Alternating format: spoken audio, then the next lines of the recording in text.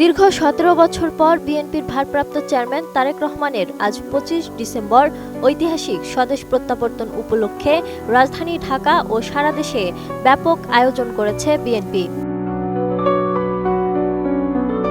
তারেক রহমান তার স্ত্রী ডাক্তার জুবাইদা রহমান ও মেয়ে ব্যারিস্টার জাইমা রহমানকে নিয়ে ২৫ ডিসেম্বর বেলা ১১টা ৫৫ বিমান বাংলাদেশ এয়ারলাইন্সের একটি নিয়মিত বাণিজ্যিক ফ্লাইটে হযরত শাহজালাল আন্তর্জাতিক বিমানবন্দরে অবতরণ করলেন। সেখানে তাকে স্বাগত জানাতে বিএনপির স্থায়ী কমিটির সদস্যসহ শীর্ষ নেতারা উপস্থিত থাকবেন।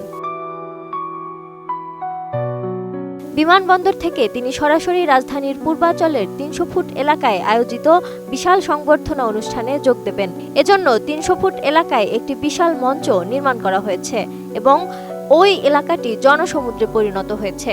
বিএনপি এই প্রত্যাবর্তন উপলক্ষে ইতিহাসের সবচেয়ে বড় জনসমাগমের লক্ষ্যমাত্রা নির্ধারণ করেছে। দেশের বিভিন্ন জেলা চট্টগ্রাম, রাজশাহী, পটুয়াখালী, পঞ্চগড় থেকে লাখ লাখ নেতাকর্মী বাস, ট্রেন ও বিশেষ পরিবহনে করে ঢাকায় এসেছেন। আমি বুঝি নির্মাণের শিল্প, সালাম স্টিল বোঝে durability. Salam steel, most durable still.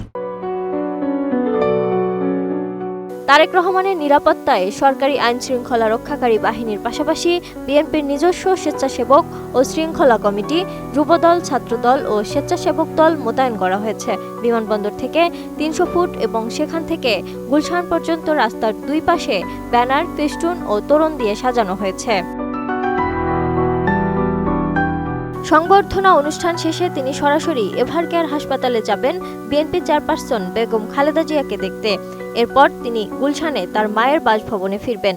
বিএনপির পক্ষ থেকে জানানো হয়েছে যে তারেক রহমানের এই প্রত্যাবর্তনকে স্মরণীয় করতে তারা আগামী ৩ দিনের বিশেষ কর্মসূচি হাতে নিয়েছেন। এদিকে মহাসচিব মির্জা ফখরুল ইসলাম আলমগীর এক গণমাধ্যমকে জানিয়েছেন, আসন সমঝোতা নিয়ে শরিকদের সঙ্গে আলোচনা শেষ হয়েছে দলটির। ২-১ দিনের মধ্যেই এটি সুরাহা করে আনুষ্ঠানিকভাবে ঘোষণা করা হবে। তবে শরিকদের কয়টি আসন দেয়া হচ্ছে তা নিয়ে এখনই মুখ খুলতে নারাজ তিনি। Lima Sayanti, ATN news.